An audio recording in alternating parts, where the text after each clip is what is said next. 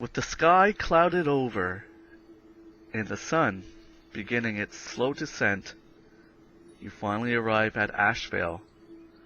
For the past hour, you have felt the trees closing in over you as the lush green canopy of the maple and oak trees have completely closed over the pathway, shrouding your journey in shade. As you move out into the open and past a 5-foot-tall wooden palisade surrounding Ashvale, you see several small huts and tents huddled close to the entrance. Further back, you can see the faint outline of smaller buildings, a bit larger. The Stadvorn peaks are now looming in the distance. Unlike the noise and the hustle of the streets of Palan, the village of Ashvale is eerily quiet. So I'm just going to pop open, give you guys a map. I have a map of Ashvale and a legend, and you guys can begin role-playing right now while I hand that and make that available to you. It is roughly 4:30 p.m. Sunset is about 6:30, but it is kind of overcast, so it's not like it's super bright. And what time of year is it? It is roughly November, and kind of the plains, like as I said, I compared it to the plains of Colorado, so you might be familiar with that. Yeah, a little bit. Kind of cold, but not like super low. Mm-hmm. Like low 40s during the night. So quiet here. Wonder if it's lack of joy, or is it just peaceful? Or is it fear? I'd wager it's the latter. Or is it nap time? Could also be nap time. With the quiet, is there But consider anyone outside at all, or is it just empty? Is it like a ghost town quiet, or is it just there's people walking around but they're just quiet? You can see people milling around. I have brought everyone over to my map. Picking this corner, this is where the entrance is. As you can see, there's a lot of... They're kind of like the yurt huts that you would... that are common in, in the steep Scandinavia? regions. Yeah, and there are larger tents. I'm going to also give everyone... I've numbered some of the main buildings that are of interest. And I'm just going to give it to you guys in a handout. Where is it? Oh, I'm clicking right on it. Edit. This will give you guys some navigation sense. Alright, so if you check your handouts, you should have kind of a picture of how I kind of envision Ashvale with, in the looming in the distance is the Stadvorn mountain ranges, but it completely surrounded by forest otherwise. Low squat buildings. There's a legend there with various of the buildings. But yes, to answer your question, there are people kind of walking. They're just kind of not being boisterous. Soft whispers. There's people outside some of the buildings to the front of, like I said, the entrance. Just they're making like food and what have you, hanging up clothes, or at this time I would say they would be taking clothes down off a makeshift line. It's not a very populous place.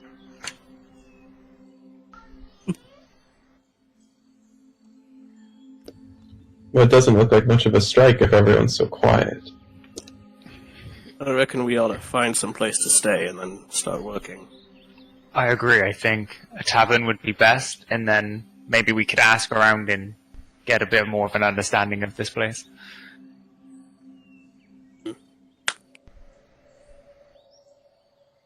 Yes, hello there. And Seek out somebody around. Okay. So at this, you see, there's a woman there, and she's wearing kind of like the long flowing clothes and has her hair tied up, and she's mixing something. There's an open cook fire in front of the soft small hut, and she's cooking some sort of broth. And she looks up. May I help? Is there something I can lend a hand there?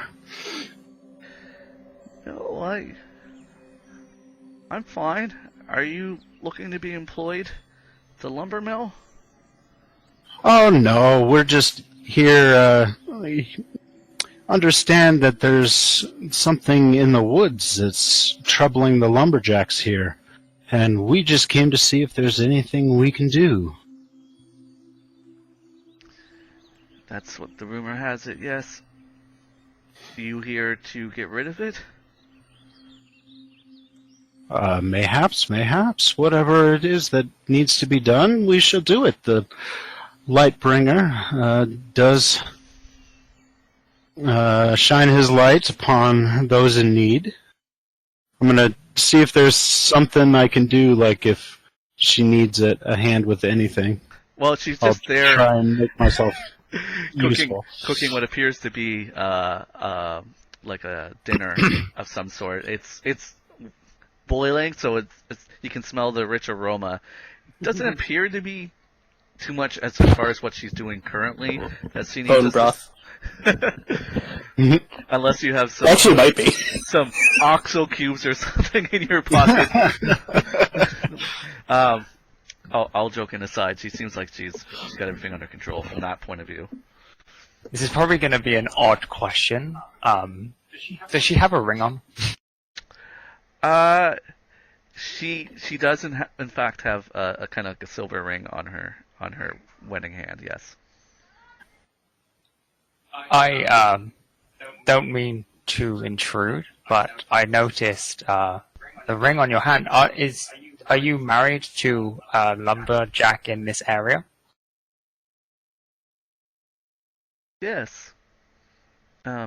She kind of like blushes. It's nice of you to notice. Yes, my husband's over at the lumber yard. The Umberlard. Yeah, tripping over my words. Great. She's obviously flustered by the question, right? Oh yes, a stranger comes into town and asks you, "Are you married?" Yeah. May I ask your husband's name so we could perhaps speak to him afterwards to hopefully gain the information we're looking for? His name is Orville. Orville. Orville. And what was your name, my lady? Sassany. And how do you spell that, my lady? The DM will spell it for you, so you don't have to ask such an awkward question. How do you? Everybody pulls out their notebooks. Like, What did you say? Writing furiously. Is it spelled how it sounds?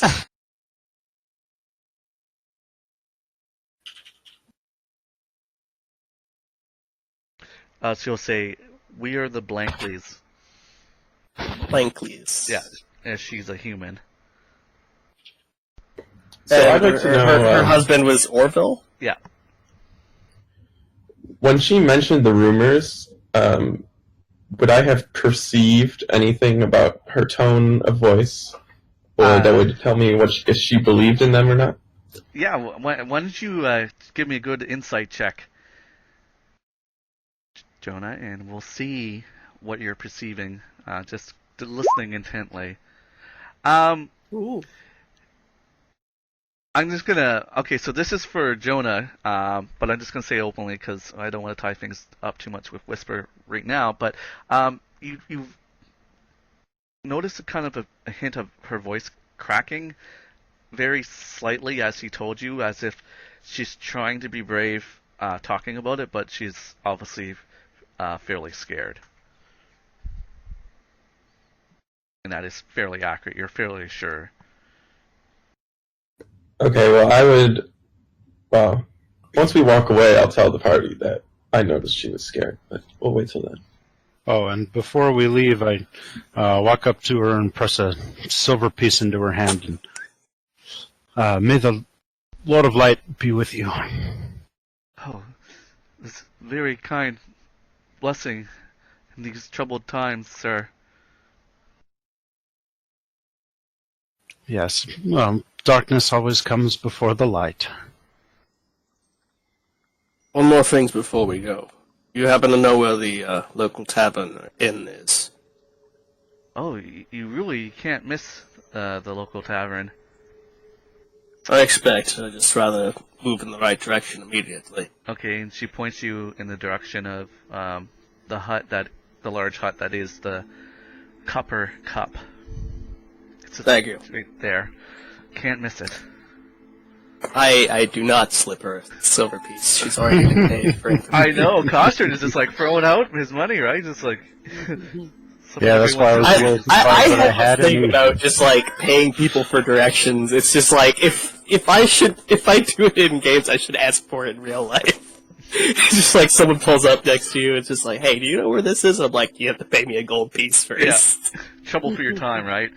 And I'll tell you, two people I don't know if you guys listened to Seacrest, but they rolled over 95. I kid you not. Damn. They were rolling in money. It's like, oh, I hate you. I thought I had a decent amount at 50. I know. They're just like laughing. I'm like, I'm going to have to take that. And I'm a rogue who supposedly grew up on the streets. You just fell on hard times. Maybe you drank it Yeah. all away. There's some. Anyways, I digress. And like I said, she kindly points you in the directions of the Copper Cup. Thanks. And Landon's immediately going to start moving in that direction. Yeah, as we leave, I'm going to tell the party. Okay, She seemed frightened. Okay. You switched into the narrative, which is good because I was hoping you would roleplay that conversation. Well, I thought, as odd as it was, I should ask if she was married and essentially to kind of find out whether her husband was still alive, because then we know whether what's in the forest is killing these men or not. Or she's frightened of the men and not the thing in the forest. I'd think if we had any deaths on our hands, we'd have heard about it by now. Wow, travel takes days. True, but we did come across a pest rider on the way here. He would have found out something, I expect. Still, we should still be cautious. I would like to maybe talk to Orville and see if he knows anything that maybe she doesn't. Nothing else he could point us in the right Okay. direction about where this... Where Bearston is? Yeah. Whoever started this whole thing, he might know. Okay, so you all quickly wrap up your short kind of conversation about your thoughts, and you finally reach the Copper Cup. Actually, passing another large, fairly square building, you do see the sign called the Bare Necessities. They're fairly adjacent to each other. But upon walking up to the Copper Cup, you see a tavern that is a circular hut made of mud blocks and straw, with a kind of a shod roof with kind of hay mixed into it. As you walk inside, you can see that the floor is just packed dirt, with all sorts of mismatched chairs and tables. A lot of them are uneven, and to even them out, they kind of pound the tables into the ground. And in the center of this large hut, because it's circular, is like a circular bar with kind of a hearth behind it, an open hearth, with flames kind of raising up in the center. Inside, as far as individuals, you see standing behind the bar is, at first you think it's a child, and then as you kind of walk closer, you notice it's actually a halfling with brown hair and brown eyes, a big kind of grin. He's wearing simple brown leathers, and he has a lace tunic with a frill that goes around his neck, with a pendant in the middle. And he is currently serving, looks like a gentleman in like orange flowing robes. He's hooded, and he's up at the bar. You see a lute kind of strapped to his back, and that's all you can make out. In the corner, there's 3 other individuals just sipping what appears to be some ale. And the loot across the back of the patron? The patron that's at the center bar. Frills, loot, probably a bud. Just give me 1 second as I switch. Would like to greet the bartender in Halfling. Hello there! Alright. I will respond in a second. The bartender looks past the current patron there. Good day! Good day! Welcome to establishment to Copper Cup. Traveling from afar? You must be thirsty. Oh, not far, but we are thirsty. My friends and I would also like to know, is there a place to stay in town? Certainly, you can, the lumber camps offer lodging. It's not much, but it's a place to put your head for the night. Fortunately, Ashvale has yet to have any sort of inn. Don't get many visitors here. Just working folk. Of course, that's what we are as well. Let them know? Oh, was this in Halfling or was it common? Common. There's like Okay. kind of like a little bit of a Gaelic accent to it, if you can imagine that, because I can't do Gaelic, but there's a little bit of flourish to his talk. Can I interest you lot in the menu? I would think I'll stay outside, but thank you. Okay, What's your specialty? Well, let me show you. And he has some kind of like parchment that he holds up. It's actually it's backed on some birch bark, stuck with some guamo, or basically making it stick flat. And I will assist you by handing out the menu for the copper. Okay. Okie doke. Okay, if you guys check your character tabs, you should have the menu for the Copper Cup with the prices. Too rich for my blood. You might be. Oh yeah, I forgot. You might have to ask for.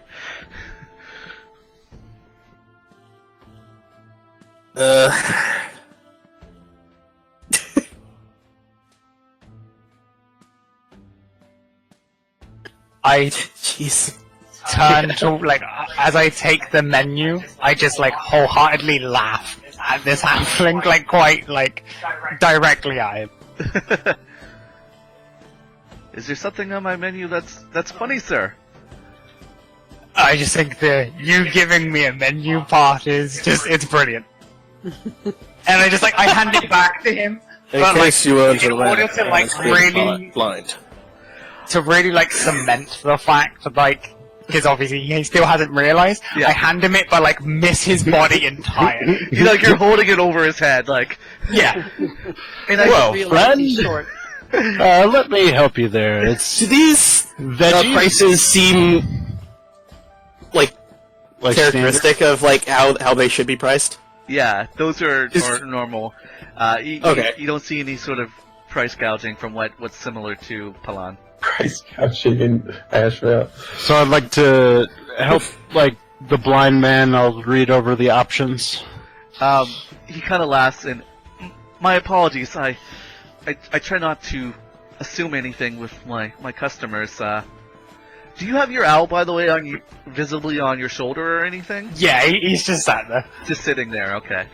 Yeah, I'm not using it. I'm just full-heartedly just like absolutely making this halfling feel terrible. He kind of like looks at the party and says, "Have you been on the road for some time? Where are you coming in from?" Well, we've been on the road for most of the day. I'll take some venison and some cider. Very well then. You can see that he You has. took the words right out of my mouth. That's what I will have, venison and cider. Alright, you guys can deduct the coins as he reaches in. There's several things cooking in the open hearth, but you can definitely smell fresh venison. And he has a cask of cider ready and prepares your meals rather quickly. The gentleman that was robed with the loot on his back has gone over to a large chair off to one side and has now taken the loot off his back, and it looks like he's tuning it at this point.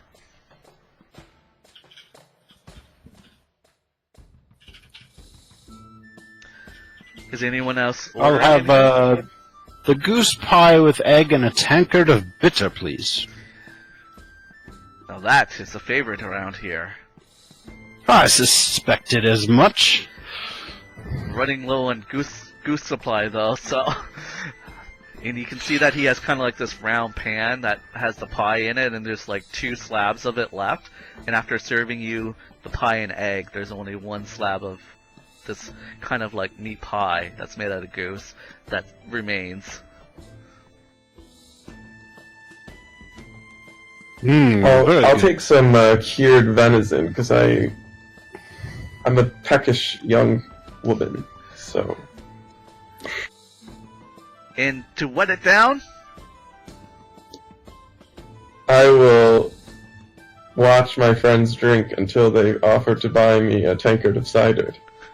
just sitting Does there she like seem to be standing around, like, looking like she wants something to drink? She looks like someone who's eating cured meat with nothing to drink while you all indulge. it's a subtle Oh, there, cough friend, like you must be this is tired pretty dry. and thirsty. Yes, a bit. Oh, what would you like? Oh, cider would be fine. Oh, there, barkeep. Cider for the lady. Certainly, Thank certainly. you. And If you don't Jonna mind my seems asking. surprised by his kindness a little bit. What do you know about the events going on in town? Oh, the work stoppage. Aye. Oh, well, they're scared to go in the forest. It's not safe. Well, I've heard. You know where all that talk started? Wow. It was came back from old Boba and his brother Berstrom came back, told everyone, riled Boba? them up. Boba. Yeah. Big lad. Good worker. Did you so put those names in Doesn't chat? seem like one to spin a yarn, does he? Say that again. Does he seem like one to spin a yarn? Tell tales? Easily frightened? No, not him. He's a simple lad. Is he the only one to have seen whatever the problem is? Wow. Rumor has it Berstrom's seen it too. Whatever it is. Could you put those anyone names heard? in the chat, Dan? Yeah. So, you guys piece together. And these are the 2 people that started all the rumors of stuff that's happening in the forest. Seeing,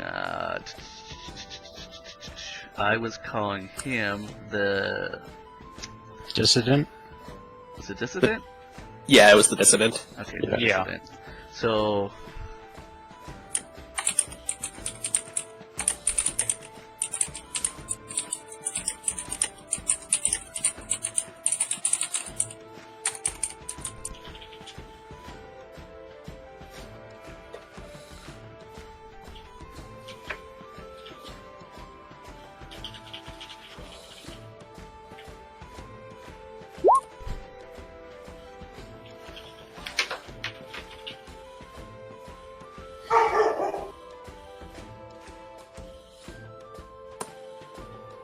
So, on our last sitting, we were told that Bertram was looking after the dissident, as in, like, he basically watched over him and was in his house. So, do we know if Boba is, like, essentially injured, or is it, like, a looking after, as in just, like, kind of carekeeper kind of thing? What do your notes say? Just asking. Well, the wording I wrote down was looked after, but like that's why I was curious to know, like, if there's anything else we know about it. Based on the conversation with the Hest Rider, it's Bertram is anything that Boba would need because he's barricaded himself. The Hest Rider said that Bertram is getting it for him. As far as injuries or anything, he did not allude to that. He didn't have that knowledge. Do you know where we'd be able to find Bertram? Yeah, they have a cabin just past the mill. Very helpful. Thank you.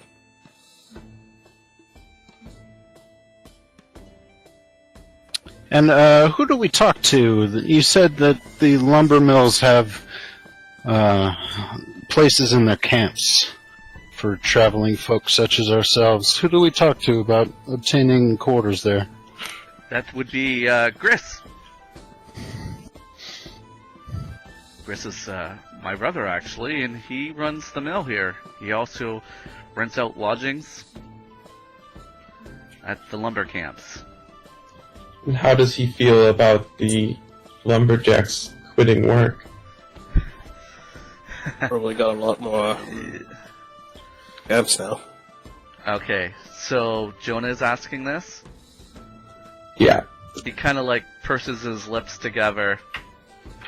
Well, obviously it's hurting his business. You should ask him yourself. Where can we find Gris? Oh, Probably at the lumber camp. the lumber camp or the lumber mill? Man who looks after his work. I like that. I suspect that last I was over there was plenty of logs for him to mill out, so I suspect he's probably still finishing up those shipments. Who are some of your biggest customers? As far as the lumber is concerned. He shrugs like, I don't know that. You guys ask a lot of questions. Yes, it's... I'm still stood outside, by the way, because I still haven't stepped into this place. You plan on joining us, Velenhardt? No, but thank you. I would mind maybe heading over to the lumber mill. As the man says, I think we do ask too many questions. I have one more question, Jonna says. Yes, What yes. do you think about these rumors? He kind of looks at you. It's hard to say. It's hard to say what's out in the woods, but it's been relatively peaceful for quite some time. He probably got spooked by something. Too scared to admit it. I think so too.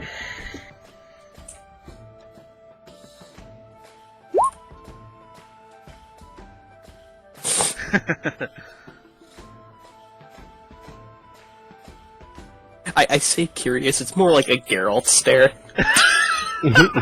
So, what kind of grimace, actually? Are you brooding? a bit. Okay. Not quite as much as Geralt. He hasn't made eye contact with you because he's looking down at what he's doing. Does it look like he might be trying to listen in? No, not at all. He's Okay. like tightening the strings on the lute. Fairly hooded still. You see kind of like he's wearing like fancy green gloves, kind of like emerald green. So did it seem like he was lying to me when he said that he didn't know anything? You can insight him if you want. Well, was he okay? Ooh. Man, what are you doing? Sorry, my bad. It doesn't matter. You rolled even higher. Like you got you feel the death of his soul. No. Basically, when he's talking to you, he's certainly perplexed. You don't get the fear that you heard from the lady, Sasmini, but you can tell that there's something unusual, and it's just kind of an enigma for him. I mean, if the lumberjacks aren't working, they're not getting paid, and thus not drinking. So you kind of piece it together that it's hurting his business, but he's not as fearful as the female was. So he's more like frustrated than afraid. Yeah, you get that sense. Gotcha. Any man would whose business is threatened by talk of strange things in the woods. That's what worries me. This town is not exactly a bustling metropolis. For the lumberjacks to simply stop working, that's threatening their livelihoods. Great. All the reason why we should hurry up. And Agreed. Landon's gonna just quickly scarf down the rest of his food and drink. If Stand I was up and to- join Velenhardt outside. If I was to whisper to the party, would the bar owner not hear us? Well, considering He you're would at see the, you pointing. unless you can do it telepathically, whispering would be a loud whisper because they're not. Oh, I think that's he- fine. He's happy to whisper to himself. He basically just says maybe this town would do better if it had floors. So you're just throwing some shade out there. Yeah, very. Velenhardt's visibly annoyed and confused that he's in a lumber mills town and they haven't figured out wooden flooring yet, and it's just really angry. Did you say that out loud? No, I'm whispering, I'm muttering to myself, He's huffing. Did we hear him say that? Aeya can hear you him probably saying hear that. me. Looks at the floor and says, "Looks good to me." As Landon passes by Velenhardt, he's just kind of he's a huffer. No. Get used to it. That reminds me, I am going to just write down everyone's passive perceptions. I'll just momentarily. If you need mine, it's 15. Okay, I'm just gonna go down the list. So Landon is I can't wait until I can get observant and bump that up to 20. Aeya. I'll need yours What are mine? and Velenhardt. Oh, 12. I am 10, Owl's 13. You've muted yourself. Did he say 10? Sorry, 10 for me, Owl is 13. Smart owl. Why do I have more passive perception than the owl? I don't know. An owl was just 13. Actually, He can don't owls still have see. advantage on perception checks? They do, yeah. Involving sight? That should... They don't get proficiency, but they get advantage on Okay. hearing and sight. Okay, What's Costren their... 13. and Jonna. 15. Okay, so I also have a passive insight of 15. yeah, I'll figure out when that comes into play. Okay. Thank you for telling me if I forget to unmute. It's so I can answer Karen's questions without talking in the game. What? I am the Roll new 20 still eludes. Yeah.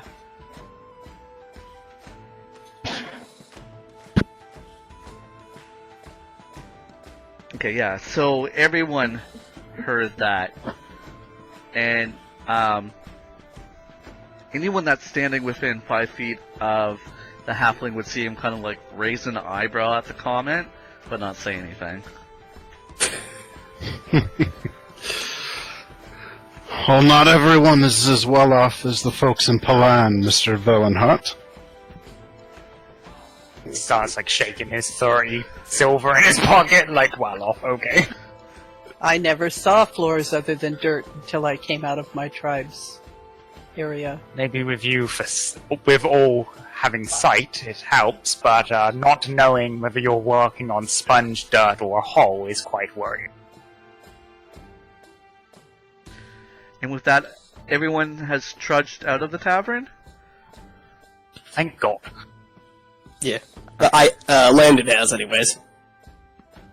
Yeah. Okay. Yeah, if I've finished my food, then I'll go. Okay, and Costren, as the last individual out of the tavern, you just see the cloaked figure begin tentatively strumming the lute. And I'm just gonna see. Gonna have some fun here. It's okay.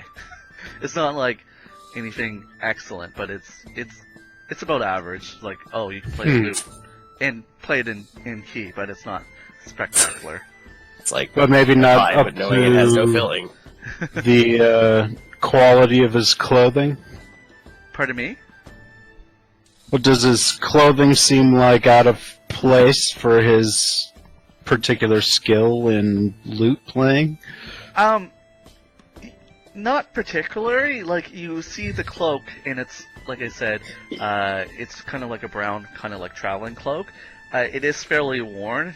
Looking at the edges, you can see a bit of fray, so this individual has traveled, been on the road at various points. But it would depict a bard that doesn't have, like, a place where he gets to play all the time. Like, if they're really good, they'll kind of like Vegas. They get booked a long time in that one slot. So the ones that aren't as good has to travel around to make a meager living for themselves. Okay, that makes sense. He's a bit like me. Yeah. But anyways, you guys head outside. I'm gonna change over the music because you're no longer in the tavern. And let's see. I'm gonna try this one. Hopefully this isn't too hustle bustle. Did he tell us where we could find, Boba and Bearstrom? Yeah, he more or less gave you directions past the mill. Just a square kind of house, kind of like on the picture of the handout I gave you for Ashvale. But it's just past the lumber mill, and where the lumber camps are. On the actual screen that you guys are looking at, it's just under it would be covered up by the trees, just south of number 3. It's in that tree line. Okay. Oh, okay. Alright. So, when you guys head out, are you cutting behind the coppersmith, or are you just kind of taking the actual road? I think we would take the actual road. Yeah. Roads, please. You can kind of see that the path, some people have taken to like making their own path as to the preferred road where there's kind of inlaid cobblestone. So you can see there's like kind of a crude path that cuts across, but everyone is going to stick and go around. And as Landon's first instinct is to go kind of cut behind. As soon as he sees everyone else kind of going, he just kind of like rolls his eyes and then follows them. yeah, I'll go with these guys. I'll lead Velenhardt, making sure he doesn't step on any potholes or horse dung. Yes. Yes, there are various obstacles. Blind people. With heightened smell, this place must smell awful. Yep, there's a big pile there. Yeah, so there's definitely horse dung. There's places where the cobblestone has broken and cracked and kind of like dissolved away or eroded away. So it is uneven. And it's not the most even path either. So I do believe Velenhardt has a walking aid as well. Is that correct, Velenhardt? Yes, I'm going to start using my quarterstaff. It's like hitting the floor in front of me. I'm surprised this place has cobblestone floors and not has cobblestone roads and not wooden flooring. Yeah, That's exactly what starting I thought. starting to Velenhardt is understand clearly Velenhardt's not happy here. I'm cleaning up, but for the, Nope. for the first time, I've actually got a smile on my face that somebody else believes. Like, why is nothing made of wood? It makes no sense. Alright, I'm beginning to agree with you. Beginning to walk a mile in your shoes. Wood is expensive, and it's better to be sold than to put in your own buildings, I guess. That's why they have a bard who plays at that performance level, should we say? So, just out of character, I just want to get the general marching order that everyone established. Just generally. I know you're in town, but I just want to have it for future reference, too. I think this around this time, Landon's kind of sticking to the back. Okay. I'd like to be very much in the middle. Yeah, Costren is with Velenhardt, so wherever he's going to be, I don't think we go very quickly. No, you guys can be side by side. Yeah, I don't really care what order I'm in. I'm just walking with him, and if anyone wants to be in front, they're in front. Okay, so that pretty much leaves Jonna and Aeya. Aeya does not lead. Jonna has 8 HP, so she definitely does not lead. I'll lead. Okay. I'll walk first. Costren and Velenhardt are leading. You guys could literally coin the term "the blind leading the blind." I can lead. There you go. Where are we going? I don't know.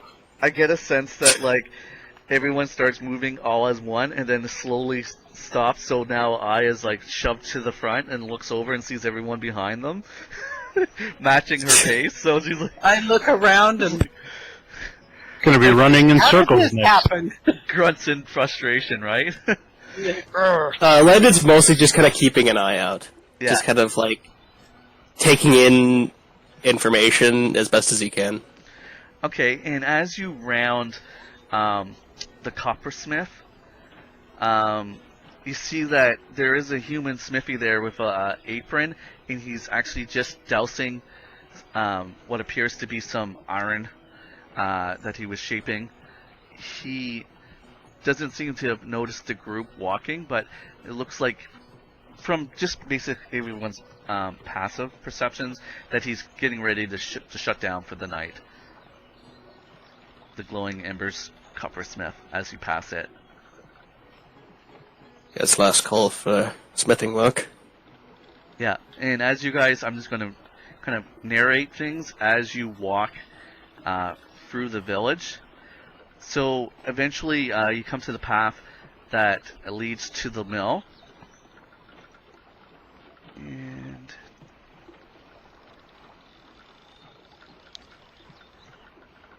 This must be the mill area. yeah, so a portion of the wooden palisade. Whoops. It's not us. That was me! A portion of the wooden palisade that surrounds the village opens up in a large section. You see long logs laid stacked in a small triangle on one side, and on the other side, you can see that there's planks piled up that have been milled out from the sawmill. And there's two large rectangular stacks. Beyond the palisade, you can see a mass of tree stumps that spans out for a good 20 yards until it reaches the distant tree line that is actually fairly dark. I know my town map doesn't reflect that, but just use the There's only so theater much you can accomplish in Age of Empires. Yes, exactly.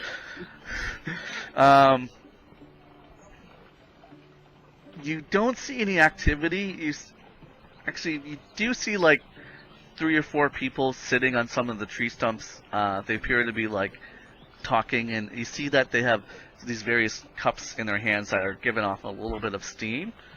And I don't know if you guys wish to move on, because right next to the mill, there's actually a large matching mud straw huts. Looks like they're large enough to easily allow up to 12 people sleeping inside.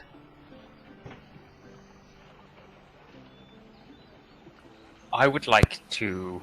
I'm saying this towards the group. I'd like to go and question who we want to question before it turns nightfall. Otherwise, yes, we'll miss our opportunity and have to ask tomorrow. Sounds reasonable. There's merit to that. Alright. So should we talk to the men? I think that's what he was getting at.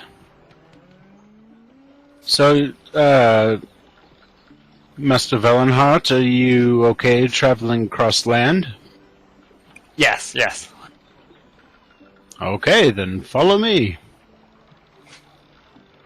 So, everyone's going in the same direction, strolling over to this group that are sitting on the tree stumps.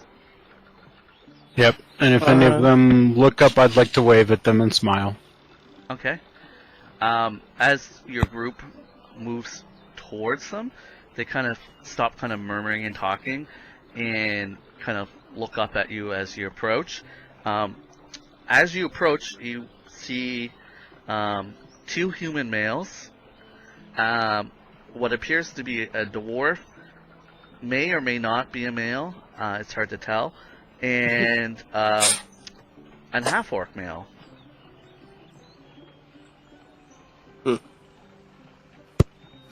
A human, a half-orc, and a dwarf? No, 2 human males, a half-orc, and a dwarf. Okay. As you approach, one of the humans, he's got a kind of soft features, sandy brown hair, looks up. You here for lumber work? Good luck to you. No. Just here to see if we can help in other ways. As a matter of fact, the lumber work is why we're here. We've come to look into the labor strike. Ha! Is that what they're calling it? Says the other human. Well, what would you yeah. Although, from what we've been hearing, it's perhaps not unfounded. Well, what my compatriot here is saying is it's unsafe work environment. What's making it unsafe? Well, according to Boba, these forests here, he's seeing shades. Shades? Does this mean something specific to us, or is it... So what I'm going to have everyone do is just make a history check for me. History? Okay. Yep, I just want to see... Not my strongest suit, but I do have a bonus Nor mine. to intelligence, so maybe it'll work out. Oh my god. Oh, Hey, yeah. 16. 5. I should turn off advantage. Actually, no, it's just on always roll twice. You know, I'm gonna keep it on always roll twice, because it's easier than toggling back and Yeah. forth. Yeah, So- actually it is. Anyone with a 14 above, again, for simplicity, I'm just going to say, Bubber Costren, unfortunately, you, I have no idea. even though you probably should, maybe you were not paying attention. Or you've forgotten. Aeya certainly doesn't know. But Jonna, Velenhardt, and Landon has heard of a shade, which is a creature that can dissipate its incorporeal, mostly of undead nature, that can phase between another plane of existence, most notably the ethereal plane and the prime material plane, and it's frequently known to haunt various locales, and it's you know, it's something that people would say to scare their children. Not necessarily like a Night Stalker type thing, which is terrorizing, but it is like a ghost tale type thing. Is it the thing that we saw on the way here, or is it a different thing? No, it's much different from a sprite. Sprites are mostly harmless, whereas shades will actually hurt you in like unpleasant ways. Okay. So, I keep hearing, to not call you out on this, that Boba is the one who saw these shades. Have any of you four actually seen this shade? Now, they all kind of shake their heads and kind of like look. No, I'm gonna. If you met Boba, not too much scares him. So why would we risk it if he's telling us? He looked pretty shook up when he came out. So Boba is trustworthy, you'd said? I would trust him with my life. Would you guys? They kind of all concurrently like, Seems this Boba's pretty well respected around here. That it does. Must be. He's managed to get the entire town scared. Sounds like many young men I've met. And the female dwarf kind of pipes up and says, Not just Boba, his brother too, Bearstrom. They both saw it. Bearstrom backs up Boba 100%. They were on the path looking for a cluster of maple trees for a particular order. So they were right together when it happened. Do you know where this cluster of maple trees might be? Not me. And you guys? It's down past the river bend, isn't it? And then one of the other humans like, I've not gone in that far. Most of my work orders were just not too far into the forest.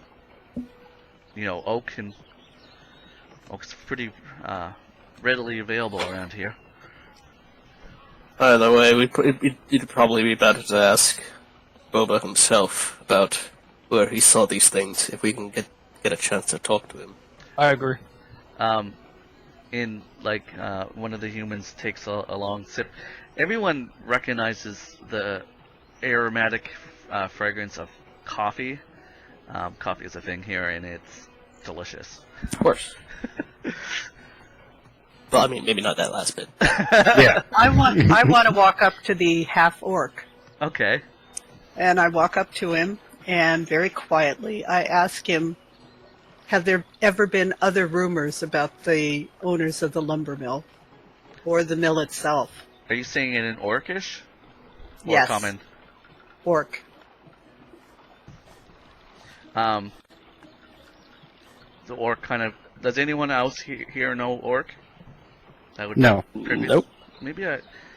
You know what I'm going to do? I am going to just take a moment, Aeya, and answer your question in a whisper to keep it Okay. kind of for yourself. So can you rephrase your question again? Have there ever been rumors about either the lumber mill or Boba and his brother?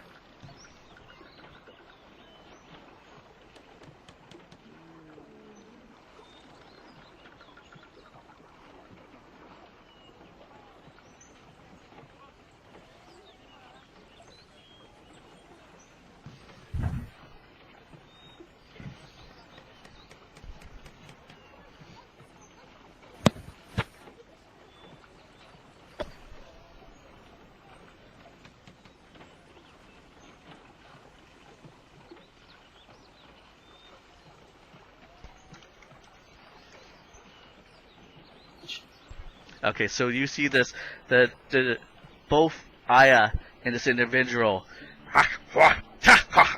in a very kind of gruff and language, you probably recognize it as Orcish, but no one has any inkling as to the conversation.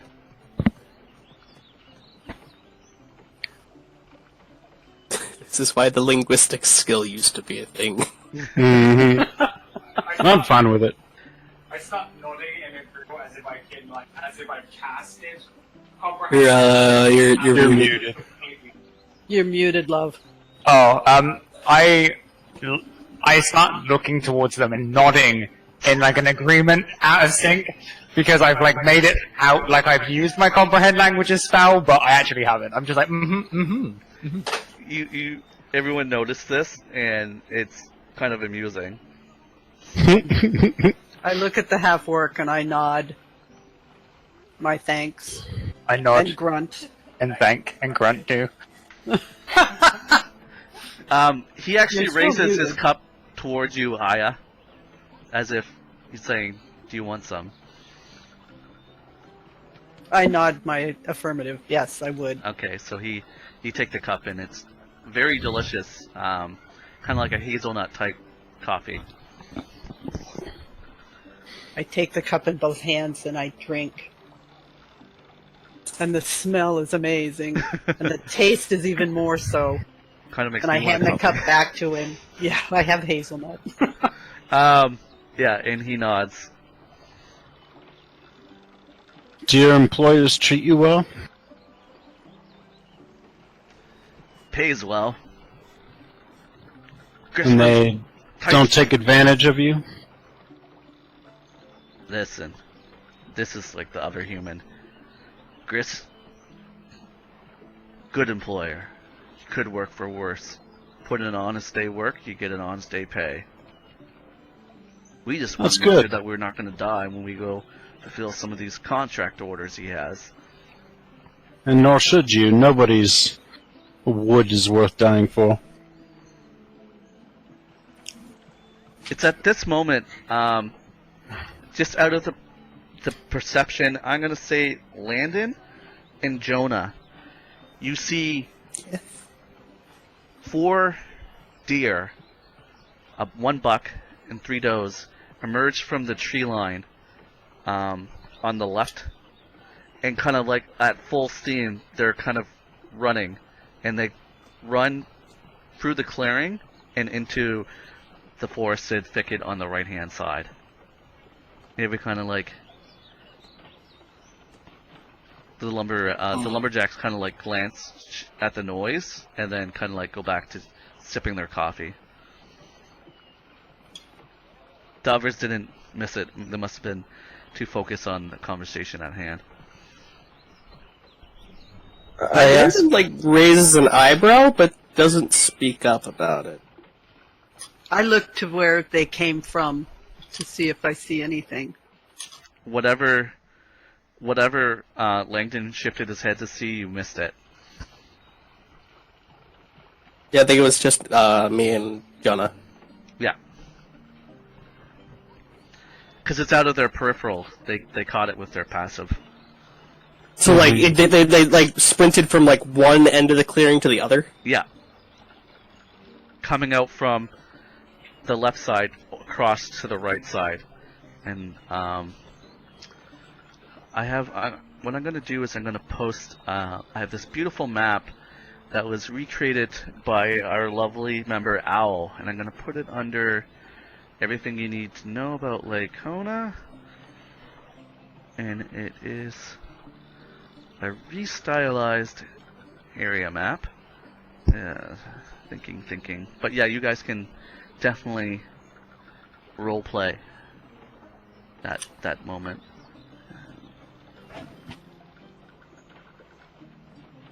I really think we need to go and speak to this Boba the second we can. I don't know whether we're going to get much farther without this chap's knowledge and information. Agreed. One way or another, we need to get a chance to figure out what he knows. Well, ideally, without Speak to without both too much brothers effort. separately.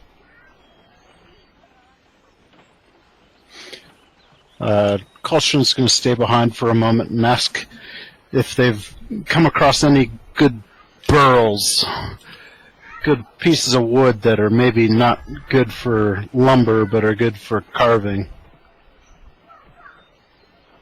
The younger human with kind of like the light brown hair kind of says, "Yeah, we got a lot of scrap wood. Normally we just cut it up for kindling, firewood, that sort of deal. But you can go rummage through the pile. It's not too far from where we have our planks." Where is it? Looks over. Oh, okay. I Yeah, see. you see this kind of like just beyond where the 2 rectangle stacks of planks is. You can see this kind of haphazardly stacked pile of firewood, like it's been cut up and split more or less, but odds and ends are there. Oh, thank you. We have to go talk to Boba now, but I'd love to dig through that pile sometime. Okay, so Jonna and Langdon, just to confirm, you didn't say anything to the others about what you saw. Landon didn't really speak up, no. Okay. Yeah, I'm trying to figure out what I would do. I just wanted to give you a chance before I moved on with the narrative, that's all. I didn't want to jump over anyone. I would ask the men if these woods. I would say, do you do a lot of hunting in these woods as well? Yeah, a few of us go out hunting. You know, food and what have you for the village. There's some people that are better hunters than others. But there's lots of Do you still go hunting? We haven't hunted for a while, no? I see.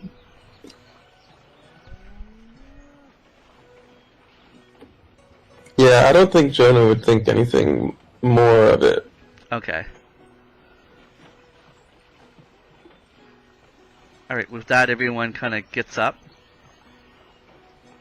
And I believe you're heading over to the home that was said to be the brothers.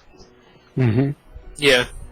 Talk to them before getting lodging for the night. Yeah. Okay, just it's too big to put in there, so I had to put in a link. Alright, so I put in kind of an area map, which is a little bit more detailed than the one that I had thrown together. And you guys are in Ashvale. The road actually enters on the left-hand side, and the part where the clearing is just on the northeast, probably 2 o'clock, so about the L and the E. And that's what the clearing would be. So from left to right is where Landon would have seen it. Interesting. Oh, okay. I have another overlay that has the roads in it, but there's pretty much like only one road into Ashvale when it goes to Palan.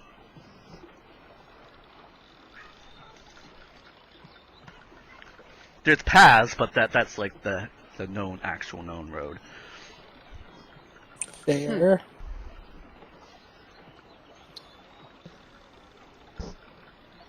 So, Alright. to Boba? The Boba. To Boba! Okay, so you guys see the light kind of like with the sun almost nearly down in the horizon. You can see the soft glowing light from behind shuttered windows of this kind of small 1-story, looks like a small little cabin with kind of like a pitched roof. The roof is mostly made of straw, but it's definitely a wood structure building. The front door is currently shut. It's mostly made out of oak and spruce, the type of wood. Go up and knock on the door. Boba! You hear footsteps, and the door kind of like, you hear and it opens like a crack, and you hear a gruff voice behind. Who's coming to my home at this hour? My name is Brother Costren. I hear you may have seen something in the woods. Not more people asking me questions. We said Oh, what we we're- saw. We saw what we saw. But these Well, would people you- want to do something about it. What he said. How many of there are you? The 5 of us? I don't know. 5. The door opens, kind of, you see this head pop out, and the head is of this large human. He's got this huge kind of boulder-shaped head with brown hair. He has kind of long brown hair that's combed back that matches his burly and shaggy brown beard, and he got shaved on the side. And he's looking with his brown eyes, looking at everyone. We have the pleasure of speaking to Bobo or Pestrum. I'm Bearstrom. And who might you lot be? You don't look like you're from around here. That'd be an accurate assessment. Most of Yes, us are coming in from Halan. Others from further beyond that. Ha. You were hired to make us go back to work? No, we were hired to... We were hired to take figure care out why you weren't working, but beyond that, we were hired to see if we could do anything about it.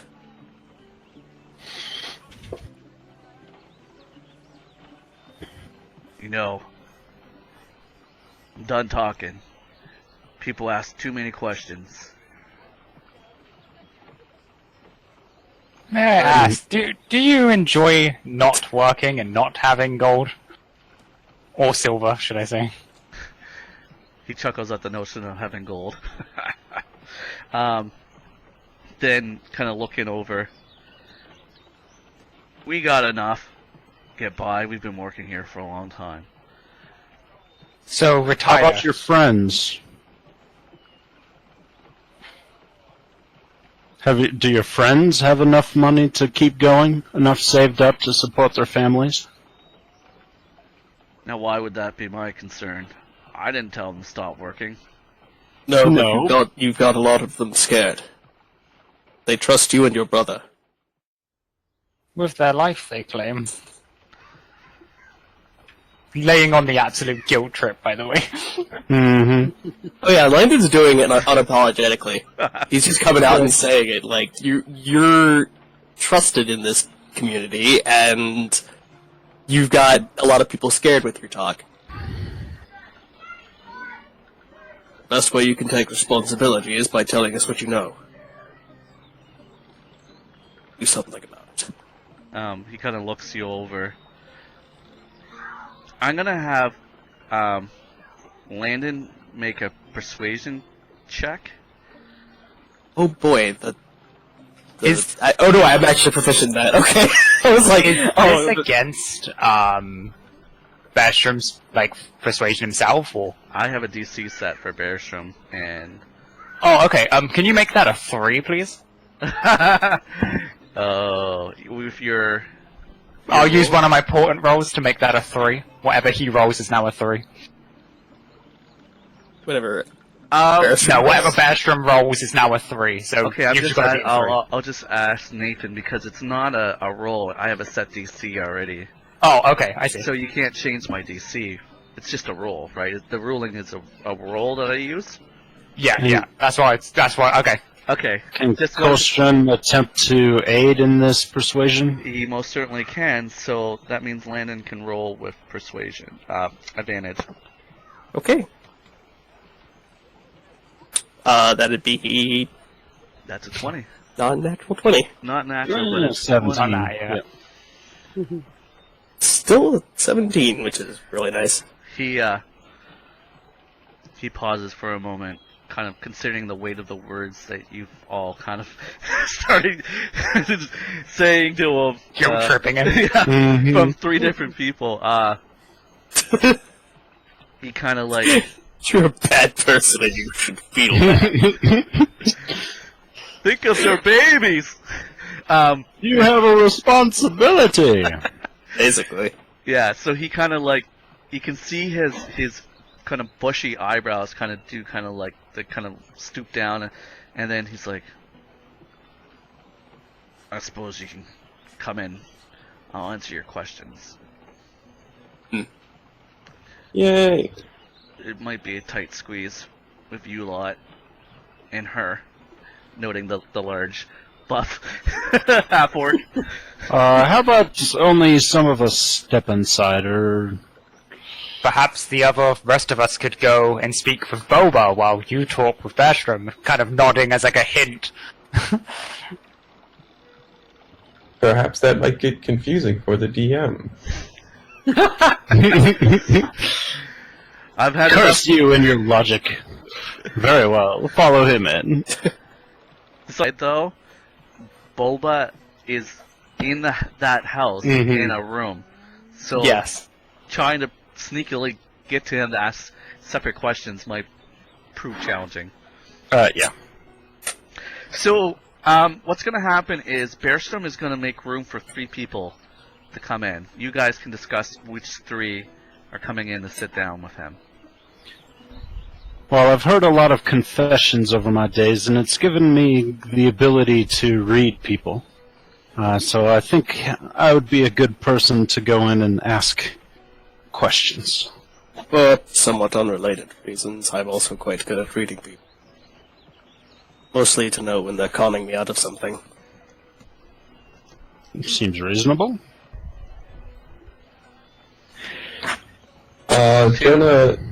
Jonna sympathizes with them, so she wants to go in.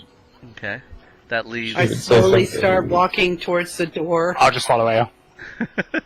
Okay, you guys can patiently wait outside.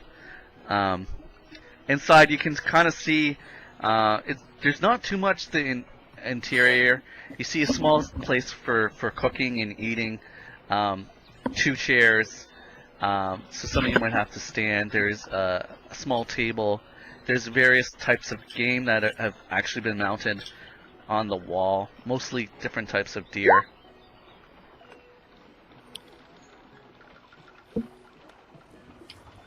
Jonna says, that's a lot of deer. We've been known to hunt. There's plenty of game if you know where to look. She says, it reminds me, I saw some earlier, running through the clearing. Oh yeah? I cut across one end of the clearing to the other. I ask, do they usually come that close to the town? No. Not at all. They smell us and bolt our way. Suppose that only gives your side of the things a bit of credit. If you wanna hunt deer, you gotta hunt them upwind, so they don't smell you. Particularly baiting works. But anyways, we're not here to talk about deer, are we? No, we're not here to talk about much different prey. Shades, as I hear it.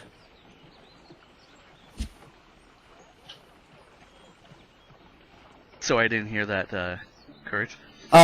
He basically said, no, we're here to talk about a much different prey, shades, as we hear it. Okay, thank you. Bertram kind of like... Aye, so someone's told you what we saying. Rabbi Aye. Boba. Word is that both of you saw it. At the very least, that you're corroborating his story. He's my brother. I need to back him up, and I trust him. He knows what That's he saw. true, but did you actually see anything?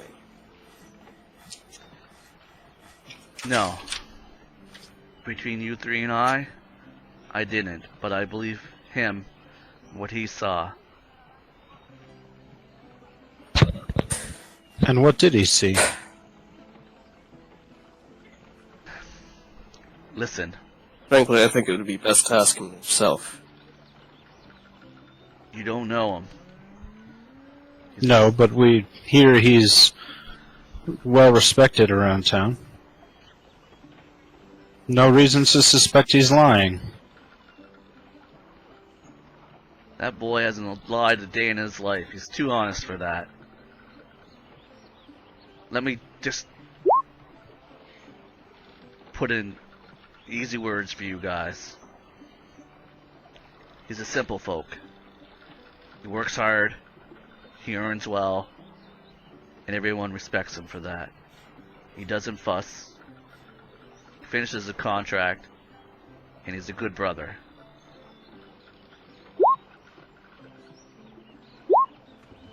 Jonna asks, when did he see this shade?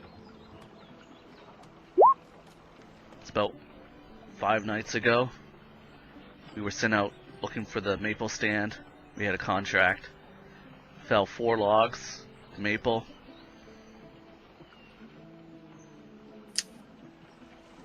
So we were back maybe 4 or 5 miles looking for the stand.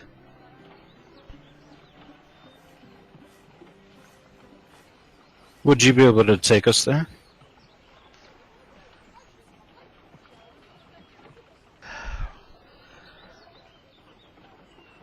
I can give you directions.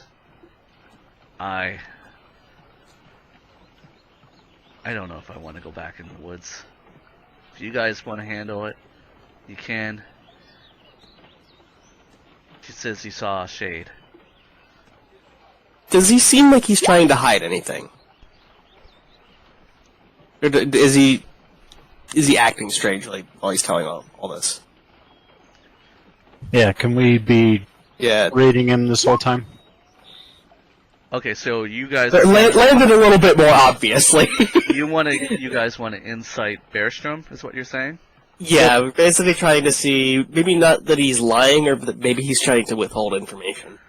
Okay, Either. someone can give me a roll.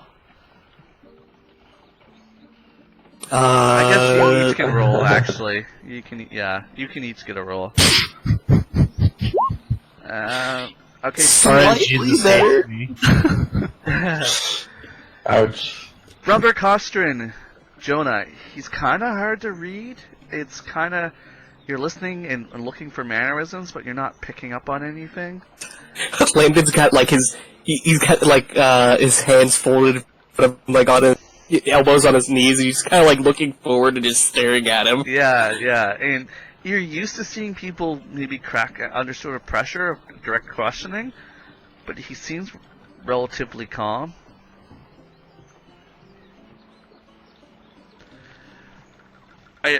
I don't know what sort of special information you folk are looking for, but I ain't seen my brother like this in a very long time. He doesn't want to talk. He's terrified, and nothing scares him. Jonna says, is he a big man? Taller than me, yeah. And he's a lumberjack, so he's probably pretty strong. Heck yeah. He's the strongest one I know. And he didn't think to try and fight this shade? Bubba, he's not about violence. You guys Sounds like a good person. You guys kind of like hear like a thump from like the shut door, and the door, you kind of hear it open a crack. From Bubba, within the house? yeah, Bubba, we got some company. You don't have to come out. And the door kind of like shuts.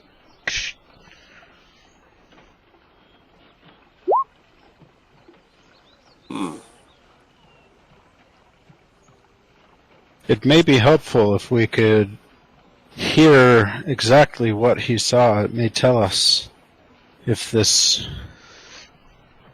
What is it you keep Even calling originally, you might be shade? missing something. I'm just gonna say this. your approach that you're taking with questioning me, I don't want you to use it on him. Ma'am, if you want to knock on the door, see if he wants to talk to you, just be obliged. He's the mind of a child. Okay, so Well, when you say simple folk, yeah. really not kidding. No, he wasn't kidding.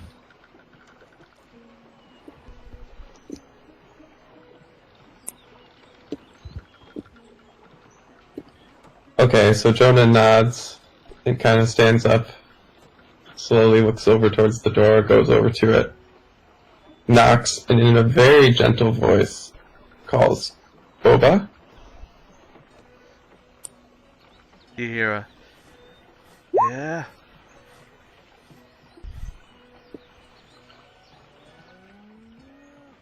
I'm with some friends. We're visiting from Palan.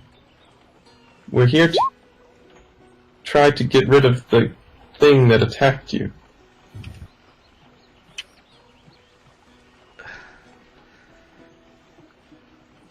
Why? Why would you do that? So that it doesn't attack anyone else. You hear kind of the door open slightly, as if inviting you inside. It's just Jonna, right? Yeah, just Jonna, because Yep. she's at the door right now. It's kind of like it's on a latch, and the latch unlatches, and it opens just like an inch or so. Okay, well, I step inside slowly. Okay, so you step inside, and you see this. At first, always you see this massive form, this huge back, was probably a good 5 or 6 feet wide, like in front of you as it lumbers over, hunched down. The back of the nape of the neck just barely scratching the 7.5 foot tall ceiling, and the form turns around, and you see this large, probably the largest humanoid you've ever seen, hunched on the small squat bed. The individual is balding, it's bald, and you see it has the individual has these tattoo markings all over their face and upper chest. But Bearstrom certainly wasn't lying, because his physique and arms are extremely well built and massive, and he's got these like very soft pale blue eyes and this childlike innocence as he glances up at you. Does he look like wounded at all? No, just kind of scared in a way. You're from Palan. Not natively, but recently, yes. It's big. It's quite large, it's true. The biggest city on this side of the map that I've looked at.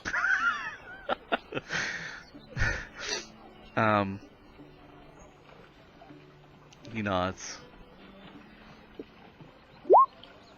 I have some friends with me. Would you like to talk to them as well? Or would you like to keep this between us? He kind of shakes his head no. That's okay. My charisma is very high. I ask him what happened.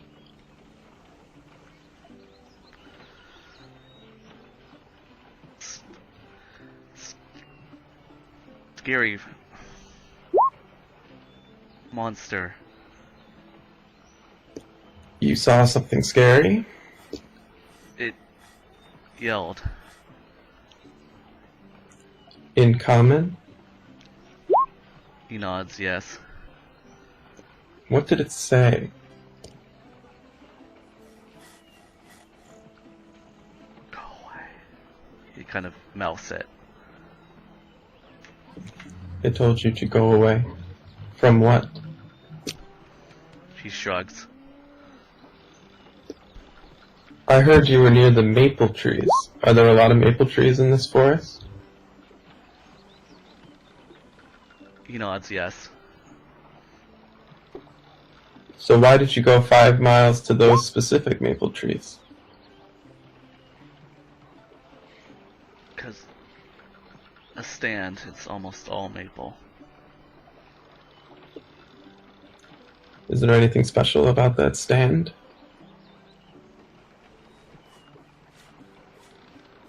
He's kind of like, no. He says, and he's like looking at his feet, absently looking at his like bearskin kind of like boots. Not making eye contact with you, by the way. And I'm assuming it's going to be really hard to tell if he's lying because has unusual demeanor. There is, I would say, from a mechanic side of view, you can definitely insight him. But I won't tell you how difficult it is to read him. Well, as someone with a troubled childhood myself,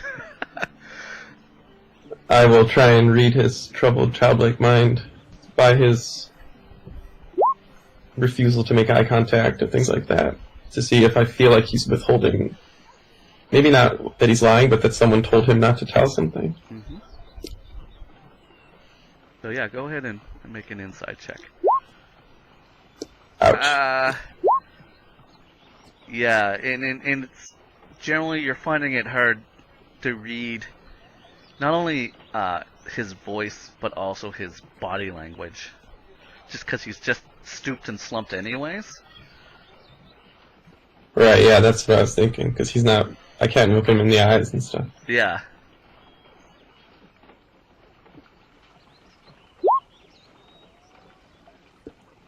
I ask him, when you told the others, did they believe you?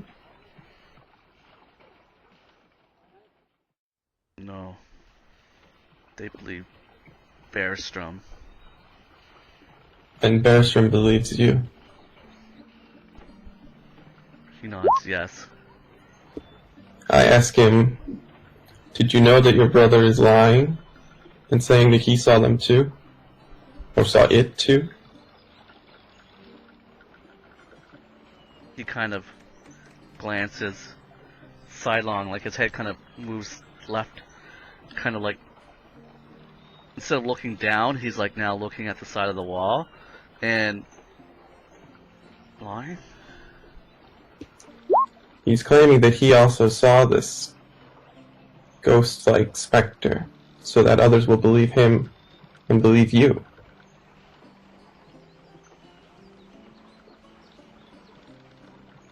You see this big, thick, giant hand kind of reach up and kind of like scratch his brow as if he's trying to understand this newfound kind of information you're saying.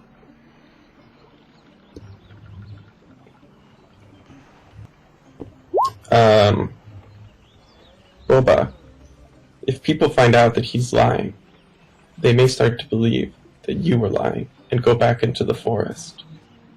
And if they do, they might get hurt, or worse. We need to find out what this thing is and where it is, so that we can get rid of it.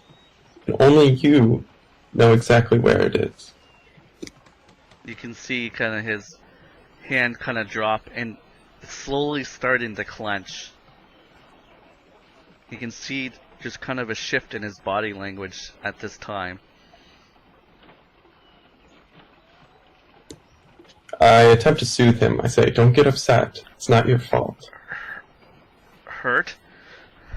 You can see he's kind of breathing very fast now. Hurt? No! He yells, and everyone can hear.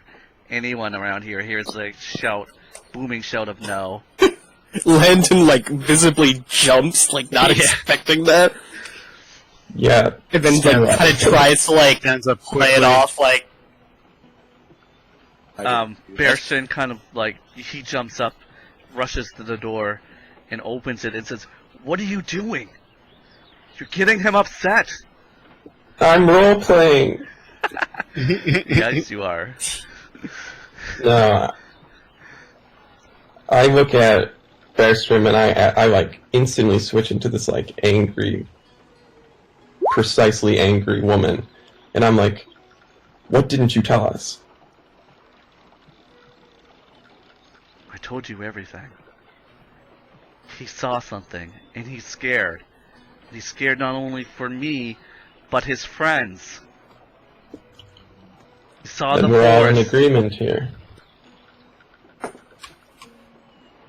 Force came alive and scared him. His words that I coaxed out of him. Or that the forest came alive? He can't articulate what he sees correctly. He told me he saw the forest come alive and say, "Go away." And he's terrified. I interpreted that to be a shade. I've no other explanation for it. You're wearing robes of sorts. You can figure it out. Yes. Can I? Yes, I can. No.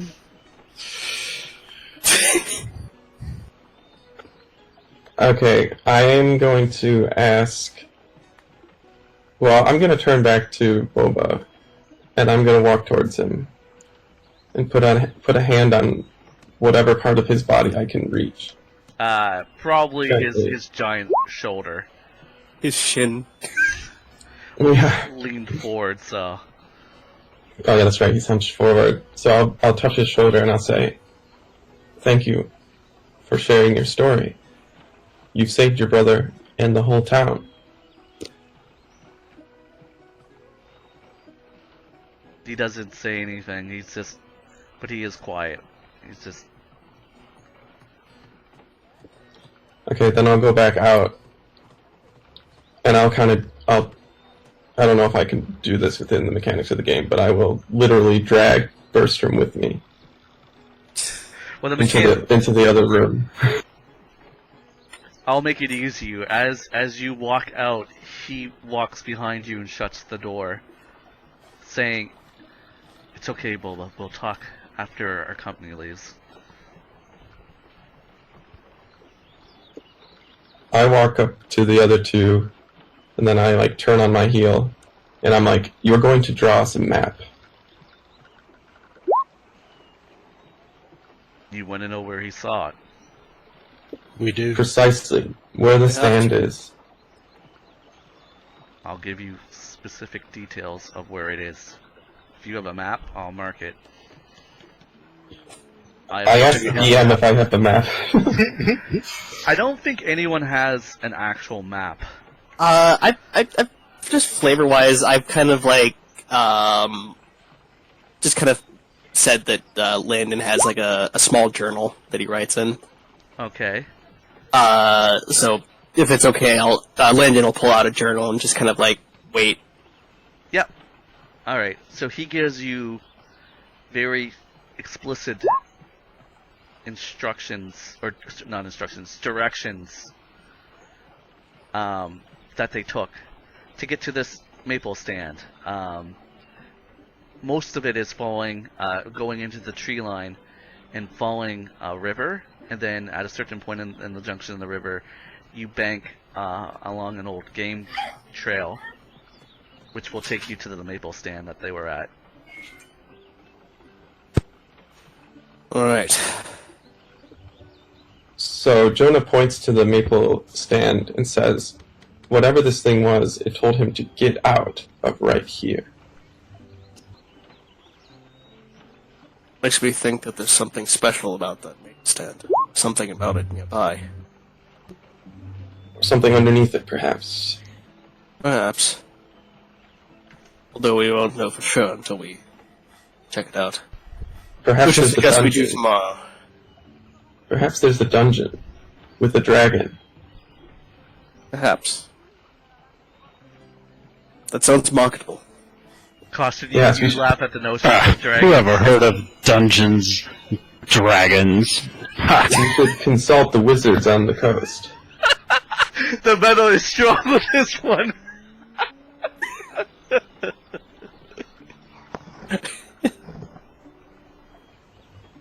And then I think Jonna would turn back to Burston and thank him and say, "Thank you for helping us and for taking good care of your brother." I trust that you find what you're looking for and resolve this issue. And I trust that you will no longer have any reason to be afraid to go back to work.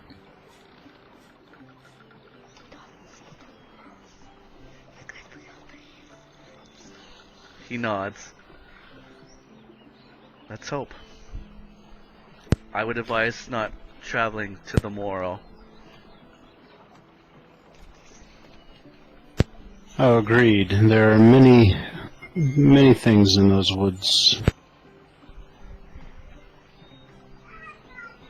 Suggest we go take a look tomorrow after we've had a chance to rest.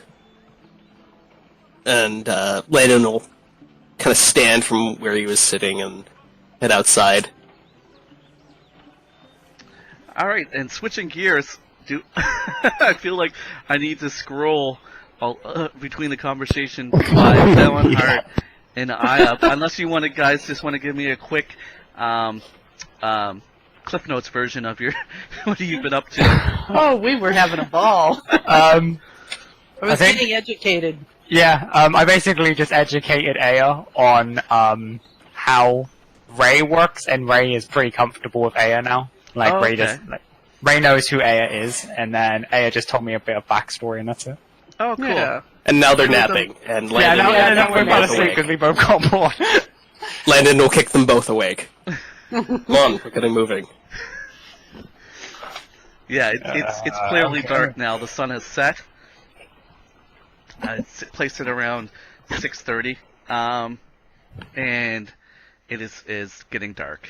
And as you can see, there's torches that have been lit, braziers that are burning around the perimeter of the palisade, as well as there's lots of torches that are lit along the paths. It's a very well lit village. Not like Palan where everything is bright because of magic, but for a village that's this rural, it's fairly well lit. So, where is We everyone should off find to? the bunkhouse. I believe that was near the Yeah, tavern. Wow, if you'd call it a tavern. No, it said it was in the lumber camp. Ah, Which is not too far from the buildings of the lumber camp. You see people Yeah, like, the owner of the lumber, Gris, right? Yeah. He was also the owner of the lumber mill, yeah? Yeah, the owner of the lumber mill owns the lumber camps. Okay, so yeah, he also rents out the lumber camp hut tents. For people passing through, I guess. So I guess he would be the one to talk to. It's mostly there are people that live in Ashvale like all year round, and then there's migrant workers that come here to work and they obviously need a place to stay. There's no inn established here, so they rent out the lumber cabin or It was interesting because you'd think that if there was that many migrant workers coming through that they'd have built an inn by now. It depends if someone's ambitious enough, they would do it, but perhaps not. Perhaps. Buttons for later.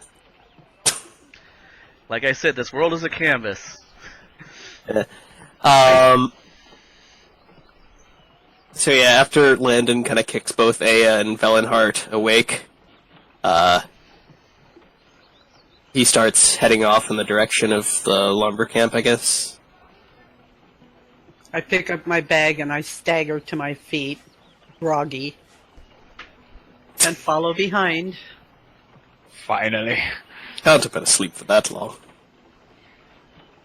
And Costren and Jonna?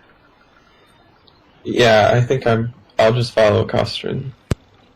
Yep, let's go find a room. Okay,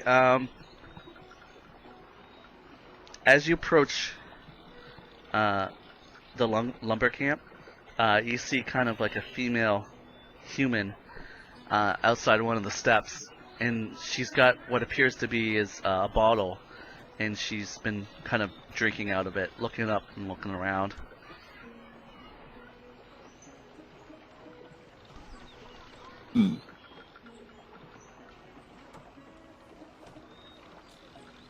I'll ask if she happens to know where we can find Gris. Gris? Probably at the tavern. Passed on. Likes to go and have a drink after a day's work. Damn it. Missed him. You guys looking for lodging? Aye. That we are. So happens the other camp is unoccupied, so could probably stay there, but again, that's his business. That's what we were hoping to find him for. You Alright. stay in town long? She takes another drink. Hopefully not too long. I mean, it's a lovely I don't know town. how long I can stand Velenhardt complaining about the lack of floors. And I won't Lovely stop until they're floors. off. She kind of looks like, huh? Kind of gives a kind of look at that comment, and Jonna says, I hate floors anyway. I love it here. not to be Strange controversial at all. smell. Well, we don't want to be rude to this drunk lady. I mean, we should tell her we're tourists or something. Ousted her for being drunk.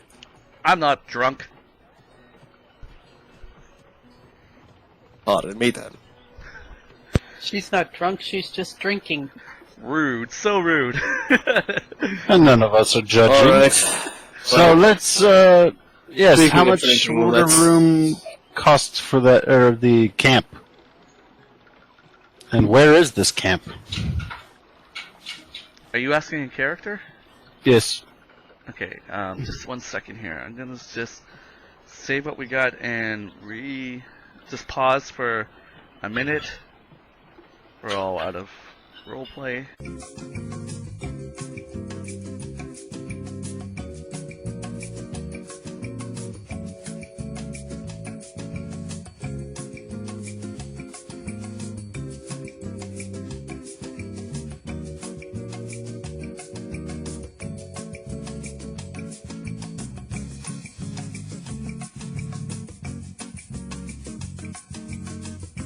We are live once again.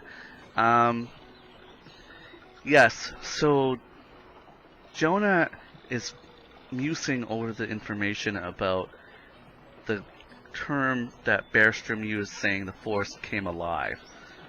To Jonna, it didn't seem that kind of correlated with the information regarding a shade. And it's still mulling over in Jonah's head. So out of character, Jonah's gonna get a whisper from the DM at some point through the night. I'll say you kind of muse over it during the evening. For next session, you'll have that access to that information. Is that okay, Jonah? And will that whisper arrive over Discord? Yes, it most certainly will. Okay, yeah, I'll that's send it right. to you in a DM. But you depart ways from the lady known as Tierna. At one point, she does. I'm gonna just kind of like throw that in there because we paused that she introduced herself as Tierna.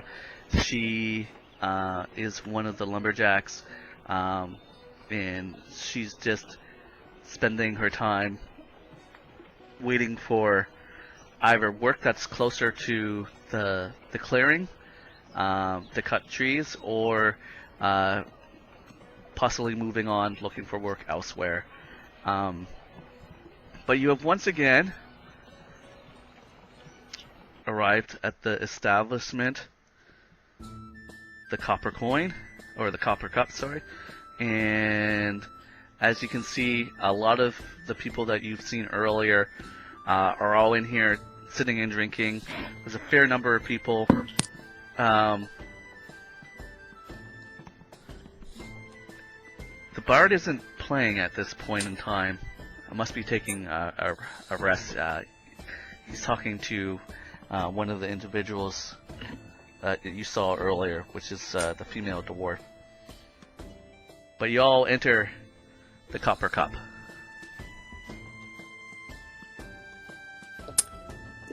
Just in time for me to get back.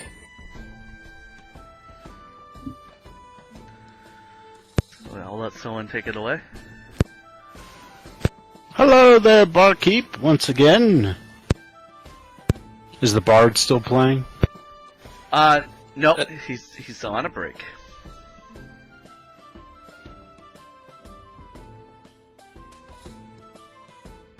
Yes, for now. Do we see the person that we're looking for, whose name is Grease? Well, looking at the individual behind the bar and knowing his brother is similar in stature and definitely another halfling, you actually see him sitting amongst a couple of the lumberjacks at a table. They're drinking some mead, some honeyed wine from the looks of it. Jonna points him out and says, Oh, yes, yes. most likely that's the one we're looking for. Does seem likely. Let's go over there and have a look. Okay, we go over there and have a look. Alright, so everyone...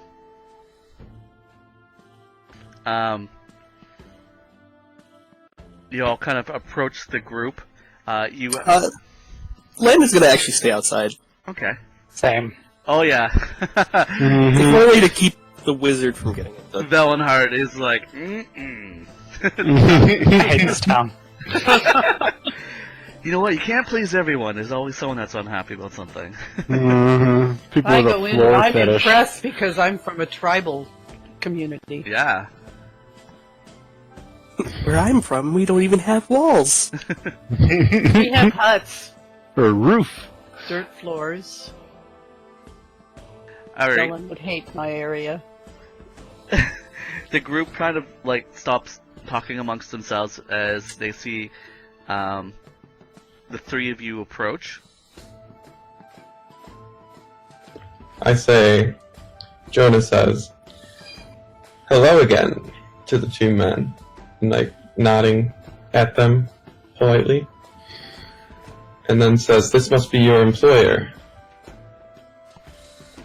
And the halfling hops up from his chair and extends a hand. Name's Chris. Pleased to meet you. You too, Jonna Chris. shakes his hand. Aeya nods. Yeah, my name's Brother Costren, cleric of our fair lord, Balder. Oh, don't see clerics of Balder in these parts.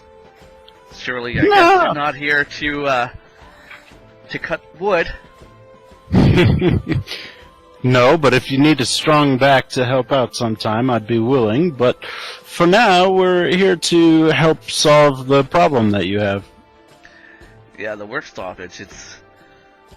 You see, Hollander told me when I came in that you guys were in earlier. I was wondering when you'd make your way over to me. So, were you sent by the warden? We saw a posting by the, perhaps the warden, maybe somebody else. Doesn't matter. I just knew there was a place that I needed to be, and I went there. Yeah. Well, the Hesperider made his way off. Took all that information back to him. I told him everything I knew. Well, we'd like to take a look at this maple grove. Ah, the maple grove. Good maple trees there. Fairly straight. Good for milling. Just, it's a lot of lugging. 5 miles is a long way to bring logs back. That it is. Although that Bobo boy seems like could be strong as an ox. I've seen him chain him up and pull him, drag him. He's one of my best workers. Could I get you a libation? He kind of shows you like the large pitcher that's on the table of mead. Jonna says, yes, of course. sure.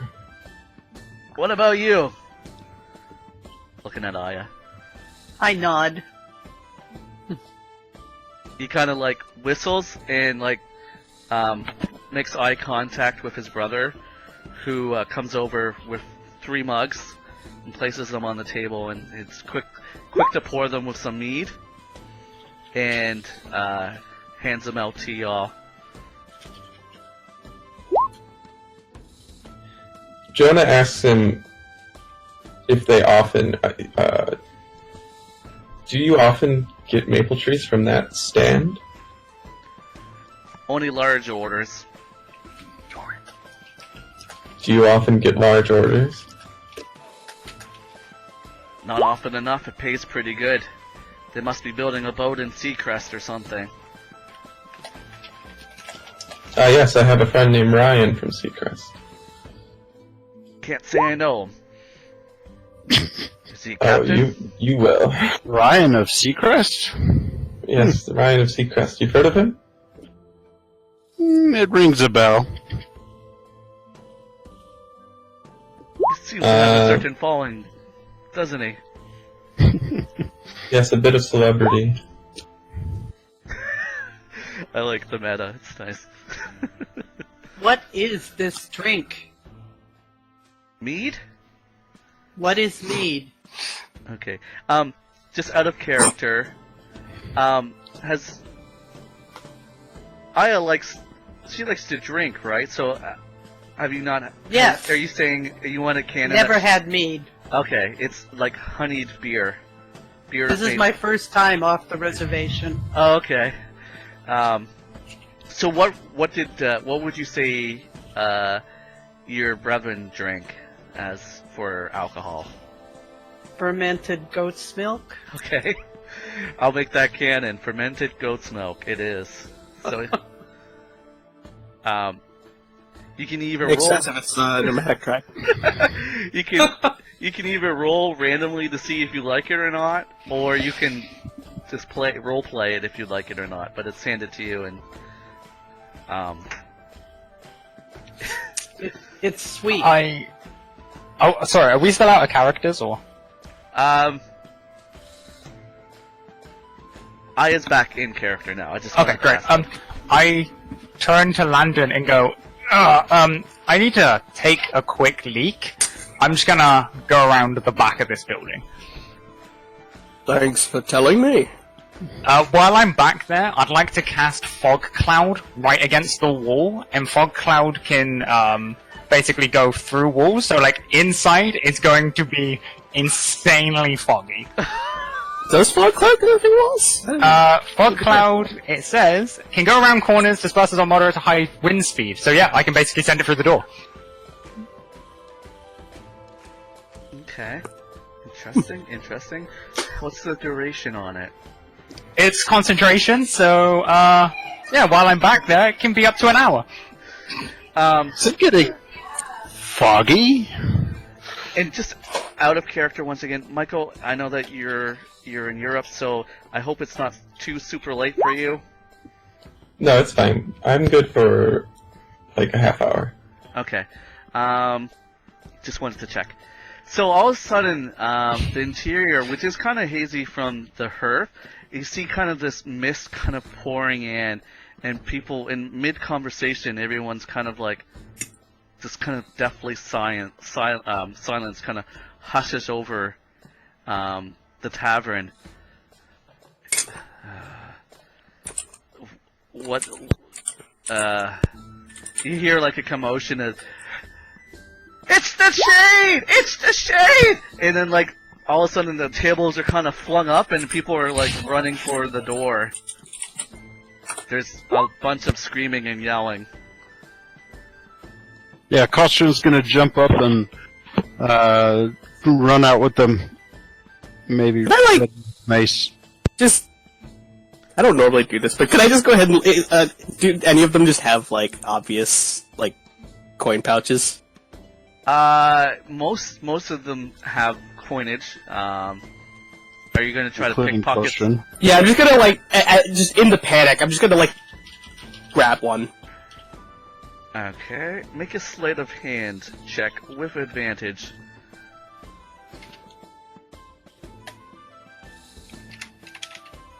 $16.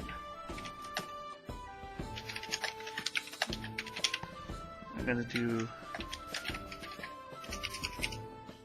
As a patron, one of the lumberjacks runs past you.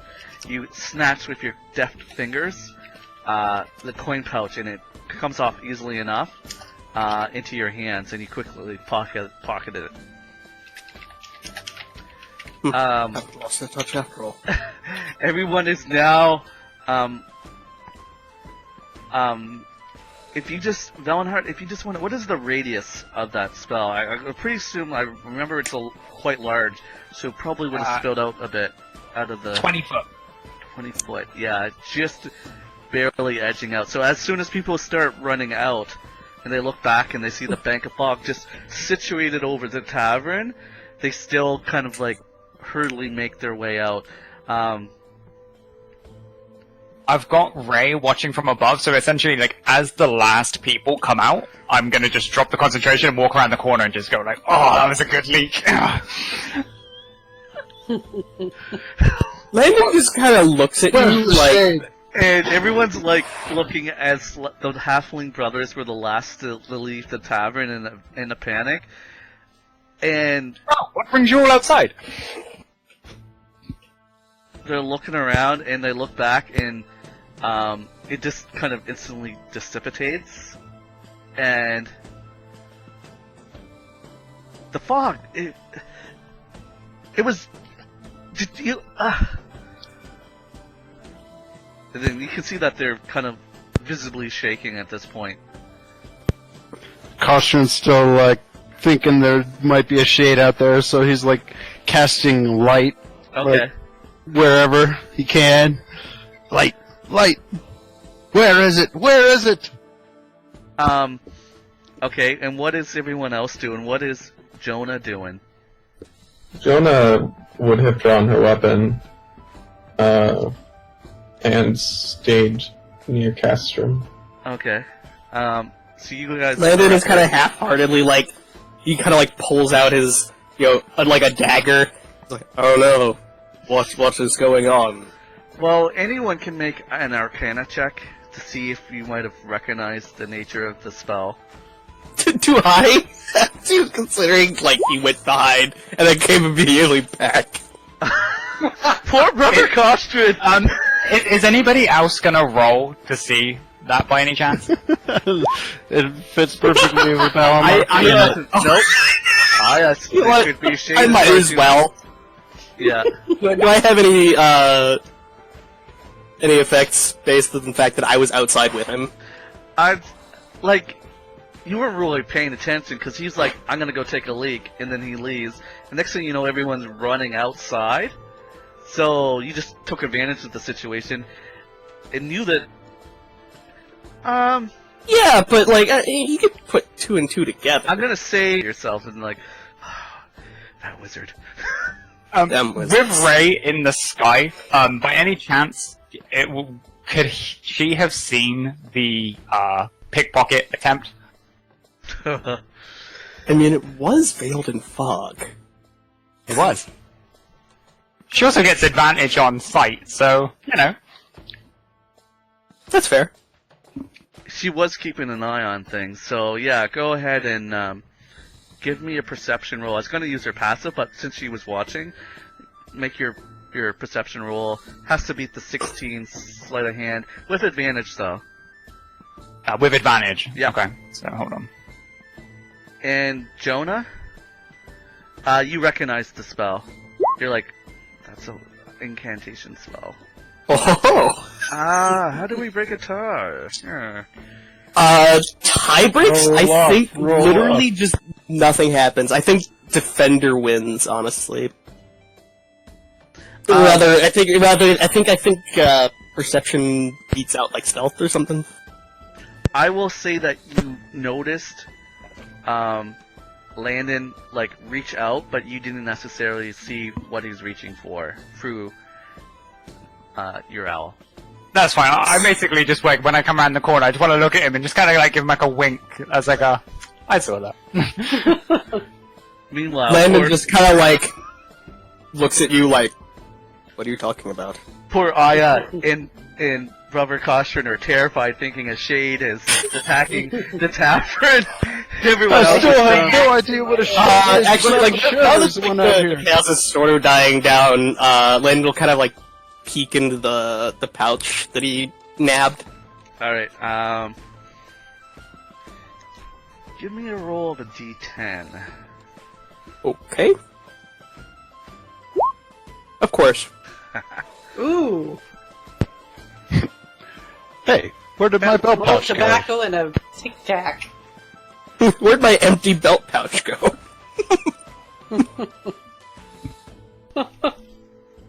The benefits of knowing, like, if I knew I could have helped bump it up, but no, it's fine. Well, that was a D10, so... That's true. As, Dan consults his table. Well, I whispered you on roll. Yeah, I see it. Okay. Oh, that's actually not too bad. It's you can see the commotion has died down. No one has returned into the tavern, and the two brothers are talking about like shutting it down for the night, anyways.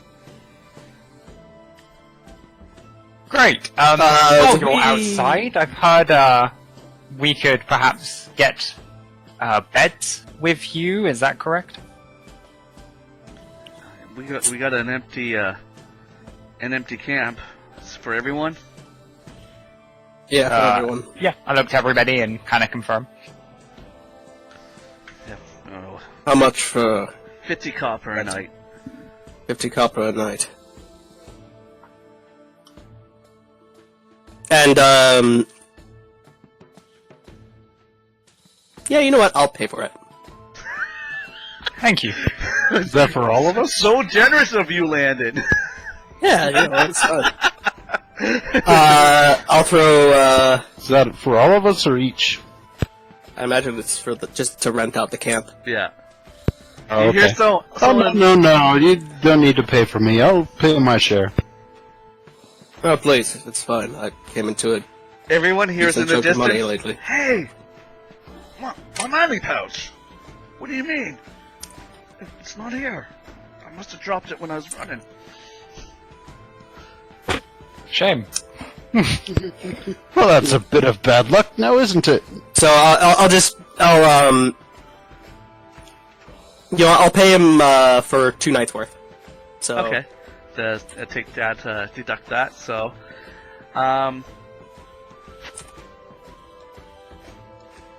So I'm actually.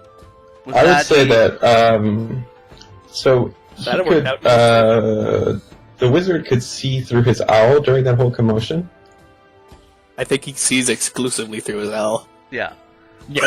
I mean, but does he see through it at all times, or only when he wants? No, it's like a phase thing. Like you basically can choose. I feel like when he was taking a leak, if he was taking a leak, he had his hand on like the wall, the back of the tavern, and then He was actually taking a leak. was brace himself while he was looking through the eyes of his owl. Okay, so then he could see, like, because Jonna is kind of, or during this commotion, kind of like stared at him as it cleared or died down. But obviously he couldn't see that she was staring at him. Right, when you came out of the tavern, and the fog cloud dissipated, you're like staring kind of daggers Yeah. at Velenhardt, but I'm not sure what Velenhardt is particularly looking at. Probably, well, you can Just- describe it. Like, Yeah, the Ray commotion. was just literally like, I was just looking from over to kind of like count how many people were running out. So when he believed like it was empty, he could then drop the fog and come around the corner and pretend he's just leaked. Like that's all he wanted. He just wanted to know like when everybody was out so he could come around the corner. Okay. Okay, so by He the didn't want to drop time it early. they're no longer... Yeah. So you don't know that they're staring at you. I'm probably gonna like tell the party later anyway because it's totally something I would do. But for the time being, when you're come around the corner and you're talking, I'm gonna assume because the two halfling brothers are in a discussion that you would be focusing on them. So you definitely do not know that Jonna is staring daggers at you. That's fine. Anyone else with eyesight can look over because you're all huddled outside the entrance. And you can see this very intense gaze of Jonna on Velenhardt. And if I was the bycaster, I'm like, ooh, you're gonna be in I trouble. look from Jonna, look at the face and see the intense look, and then look at Velenhardt, and he's oblivious because he can't see.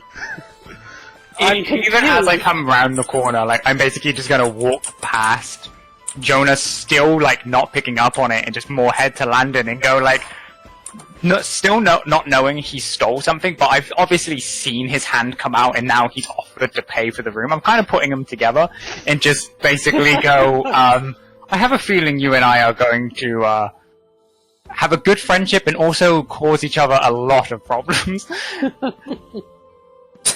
Or assistance.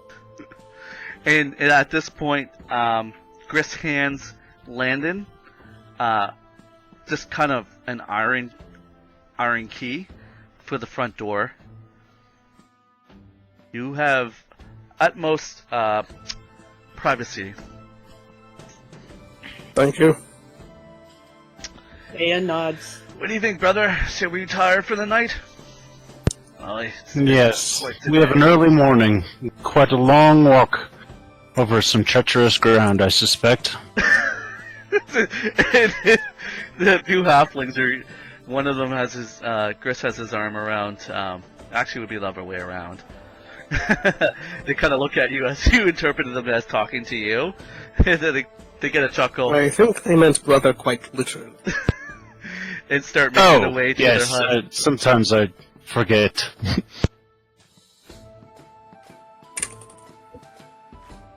That said, I do agree with you. We should get moving. So Aeya, who had her great axe out during the fog rush, is now dragging her great axe behind her. She's so tired. just give me 1 second here. As you lot are walking back to the camp, you hear a slight kind of flutter of a flapping cloak, and you all see stepping out before you reach the actual encampment.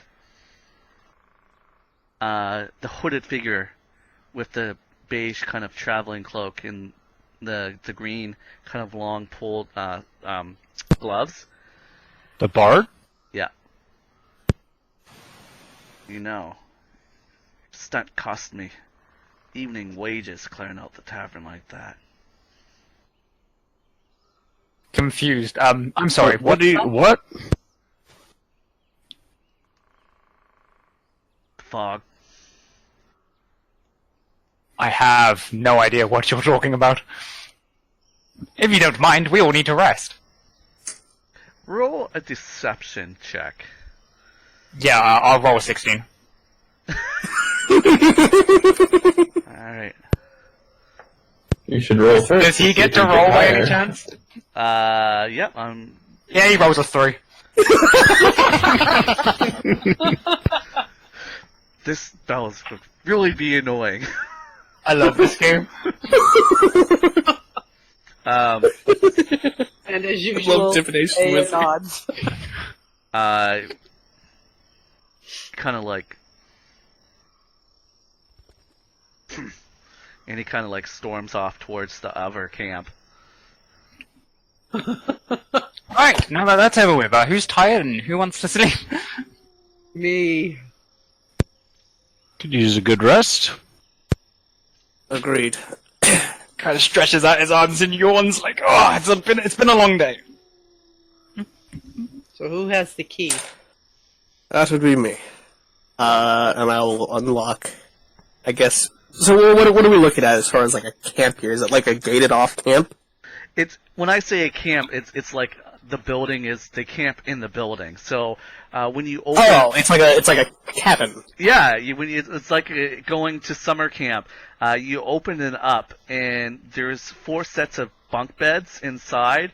All of them have like foot lockers attached to the one end of the bunk. Okay, yeah. And, That's what you mean. there's 2 sconces with unlit torches inside, and that is about it. So it can All right. sleep 8 people, probably more than 8 if they don't want to sleep on a bed, but ample room for the 5 of you. Costren we're will on- cast light, Okay. because it's probably pretty dark in there. Yep. Brightened. And he said, "Let there be light." I'll send Ray kind of off into like a corner that's empty to just watch the door because she doesn't need to sleep. Okay. There is a window. So at the very back between it's like 1, 2, window 3, 4. So there's kind of a space. So That'd be great. Yeah. the window is just a framed window. So it's got the frame, but there's no actual panes in it. So there's a little bit of a draft. So your lovely owl can like stare out the window. Yeah, that'd be great. It should be How happy. worried are we about people breaking in during the night? She'll. Well, there are she'll 5 wake us of all up us. if anything. All right. So We could stand watch if you'd like. Yeah. Ray should be able to do it. Like, get some sleep. Honestly, it's fine. I will say this as we kind of end tonight's session. Just let me know your evening ritual, what you wish to do before you go to bed. Velenhardt has assured everyone that you do not need a watch, and that Ray should be able to alert anyone. But yeah, just let me know as we end the session. Everyone's kind of nightly ritual, what they like to achieve before they actually go to sleep. We'll start. Aeya walks over to a lower bunk and sits down and reaches in her bag and takes out the totem that her father and mother made for her. Okay. She closes her eyes and she thinks. Costren takes off his tabard and folds it up neatly, gets his chain shirt off, also folds that up, puts it in the footlocker, does everything kind of meticulously, almost as a ritual in itself. All right. And would you be a top bunk or a bottom bunk? He would seem to go for whatever other people are not taking. Okay, Jonna. I would say Jonna takes off her belt with her daggers on it and her bow and quiver and bag and stuff like that, and then unceremoniously lays down on the bottom bunk, rolls facing away from whoever else is in the room onto her side, and just pretends to be asleep until she is asleep. Yeah, I could see Jonna going to like the far left, just so everyone else in the is like you have your back to them. Yeah, exactly. That's fair. Landon. Landon will kind of just like climb into a top bunk, pull out his journal, and kind of start writing. Okay. He probably also kind of sticks to the left. Okay, so you, Jonna, you're a little bit annoyed at the sound of Landon climbing up onto the top bunk that you're kind of residing in. I can assume, based on your narrative, that you're probably going to huff a little bit about it. I think internally I'll be like, but I'll pretend to be asleep anyway. Okay. And last but certainly not least, Velenhardt. I'll take a bottom bunk, and pretty much once I'm in there, I'm going to be blank. Yeah. I'm not going to do much. Yeah, and I assume, that you would be in a bottom bunk near the window. Yeah, definitely. Okay, that leaves on the far right is certainly free for you, Costren, so you are on the far right bunk. Very well. Just so I'll just say it out loud here. Landon and Jonna is in bunk number 1. Aeya is in bunk number 2. Velenhardt is bunk number 3, and Costren is in bunk number 4. And that will end tonight's session. Thank you, everyone, for jumping in and doing the investigation. Should have some exciting times the next time we get together. Hello, this is Malachi from the Night Sparrows, and you've been listening to a presentation of the Harp and Hearth Tavern D&D group. You can find us at SoundCloud as the Harp and Hearth, and we also have a Discord, the Harp and Hearth Tavern. I hope you enjoyed this session.